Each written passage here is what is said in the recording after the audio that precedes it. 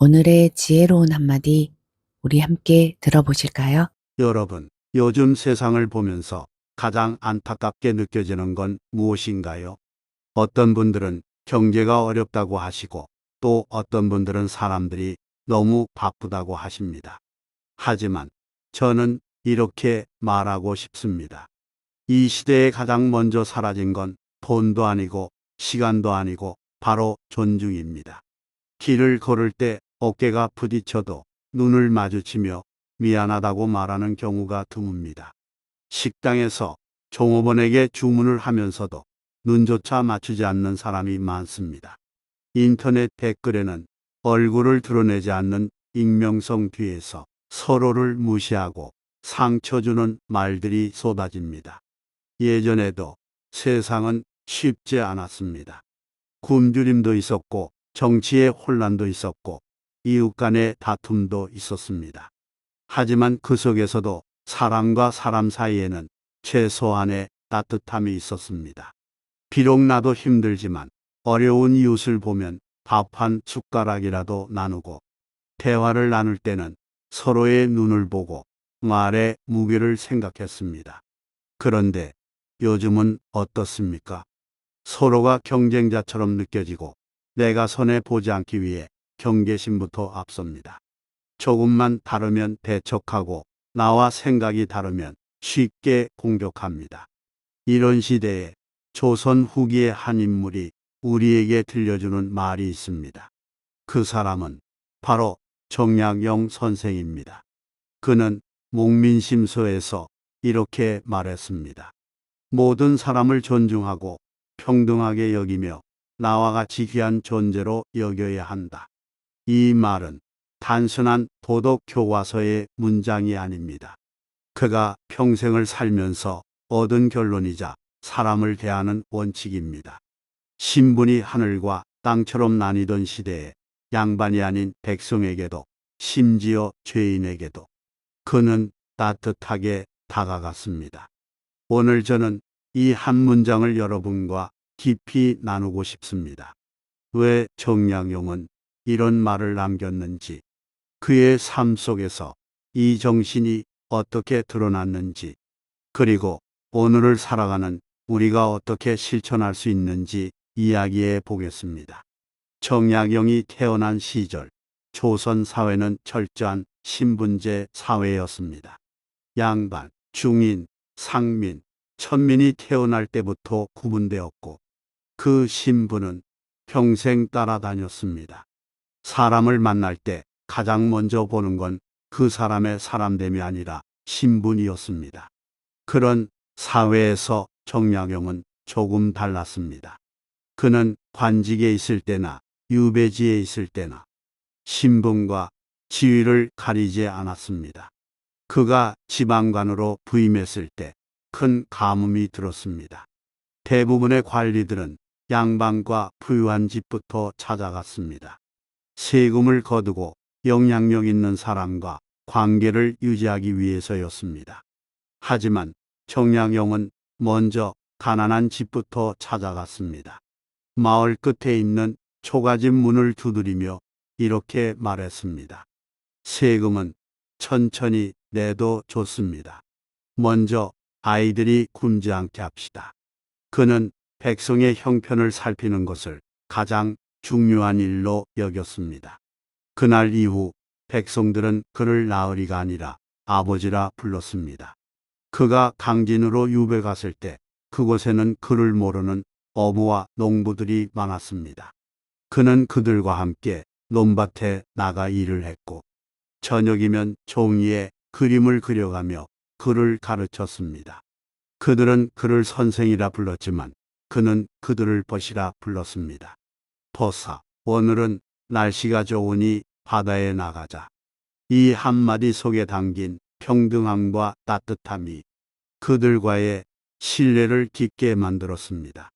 그는 아들들에게 이렇게 편지를 썼습니다. 사람을 대할 때 그의 옷과 집을 보지 말고 그의 마음을 보아라. 높고 낮음을 따지면 그 순간 너는 눈이 먼 것이다. 그의 존중은 단순한 친절이 아니었습니다. 그는 사람의 본질을 보려 했습니다. 그 마음이 오늘날에도 우리에게 큰 울림을 줍니다. 존중이란 무엇일까요? 많은 사람들이 존중을 예의라고 생각합니다. 물론 예의는 존중의 한 표현입니다. 하지만 존중의 본질은 그보다 더 깊습니다. 존중의 본질은 상대방이 나와 동등한 존재라는 인식입니다. 그 사람이 가진 직업, 재산, 학력, 나이, 외모와 상관없이 그 존재 자체가 귀하다고 여기는 마음입니다. 정약용이 살던 시대에는 신분이 곧 운명이었습니다. 그러나 그는 경세일표에서 이렇게 썼습니다. 정치는 사람의 마음을 얻는 데서 시작된다. 마음을 얻으려면 그를 귀하게 여겨야 한다. 신분이 낮다 하여 가볍게 여기는 순간 그 마음은 떠난다. 존중은 눈빛에서 드러납니다. 상대방의 이야기를 듣는 태도에서 드러납니다. 아무리 예의 바른 척을 해도 속으로 무시하고 있다면 금세 전해집니다. 반대로 말이 조금 서툴더라도 진심으로 대하면 금방 전해집니다. 여기서 잠깐 존중이 사라졌을 때의 모습을 상상해 봅시다. 부부가 서로를 존중하지 않으면 어느 순간 대화가 줄어듭니다. 그저 필요한 말만 하게 되고 감정이 메말라갑니다. 자녀를 무시하면 어떻게 될까요? 처음에는 반발하거나 속으로만 서운해하다가 나중에는 마음속 문을 닫아버립니다. 같은 집에 살아도 밥을 같이 먹어도 서로가 남처럼 느껴지는 순간이 옵니다. 직장도 다르지 않습니다. 상사가 부하 직원을 존중하지 않으면 그 직원은 나를 믿지 않는구나 하는 마음이 들어 일을 최소한만 하게 됩니다. 반대로 부하 직원이 상사를 존중하지 않으면 상사 역시 마음을 닫아버리고 기회와 배움을 주지 않습니다. 동료끼리 서로 무시하면 어떨까요?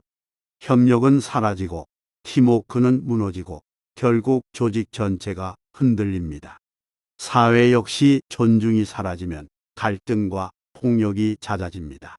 정치에서, 지역사회에서, 그리고 작은 동네 모임에서조차 서로를 존중하지 않으면 결국 분열이 일어납니다. 역사 속에서도 존중이 사라졌을 때 수많은 전쟁과 폭동이 있었습니다. 정약용은 이를 너무 잘 알았습니다. 그래서 관리들에게 이렇게 당부했습니다. 백성을 무시하는 것은 스스로의 무덤을 파는 것이다. 그가 말하는 존중의 방법은 단순했습니다. 첫째, 끝까지 듣고 중간에 판단하지 말라. 둘째, 호칭과 말투에서 존중이 드러난다. 셋째, 작은 행동에서 배려를 보여라. 넷째, 다름을 인정하고 배워라. 그는 이렇게도 말했습니다. 사람 쓰기는 그릇을 쓰는 것과 같다. 그릇마다 모양과 크기가 다르니 그 장점을 취하라. 오늘날 우리는 세대차, 문화차, 생각의 차속에 살고 있습니다. 젊은 세대와 기성세대, 상사와 직원, 오프라인과 온라인 곳곳에서 충돌이 일어납니다. 정약용의 존중 원칙을 적용한다면 이렇게 할 수 있습니다. 젊은 세대와 기성세대는 서로의 시대 배경과 환경을 이해하려고 노력해야 합니다. 상사는 부하의 노고를 인정하고 부하는 상사의 책임을 존중해야 합니다. 익명성 속에서도 지켜야 할 선이 있습니다. 보이지 않는다고 함부로 말하지 않는 것, 그것이 존중입니다. 감정이 올라올 때 한 박자 쉬고 말하는 습관. 정약용은 마음이 흔들리면 한 걸음 물러서서 자신을 바라보라고 했습니다. 존중은 다른 사람을 높이는 것 같지만 사실은 나 자신을 높이는 길입니다. 존중은 나를 낮추는 것이 아니라 관계를 높이고 나의 품격을 높입니다. 오늘 하루 여러분이 만나는 모든 사람을 귀하게 여겨 보십시오. 길에서 스치는 사람, 마트에서 만난 점원, 대화하는 가족, 직장 동료. 그 한 사람 한 사람을 귀하게 여긴다면 세상은 조금 더 따뜻해집니다. 정약용의 이 한마디를 오늘 하루 마음에 새기며 살아가시길 바랍니다. 오늘의 이야기는 여기까지입니다. 끝까지 함께 들어주신 여러분, 진심으로 감사드립니다. 앞으로도 당신의 하루에 작은 빛이 되는 지혜를 전해드리겠습니다. 구독과 좋아요로 마음을 함께 나눠주세요.